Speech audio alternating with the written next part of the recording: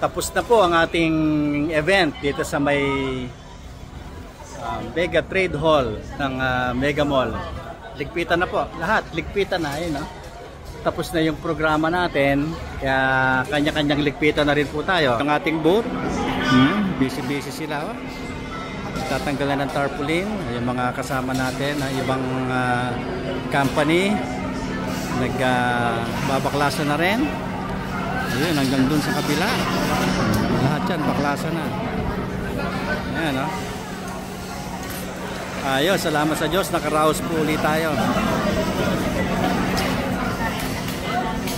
Next event po ng DOH at saka po ng PITAC, lagi pong nagpa-participate dyan ng Hilot Biomechanics. Till we meet again dito sa event, joint venture event ng PITAC at DOH.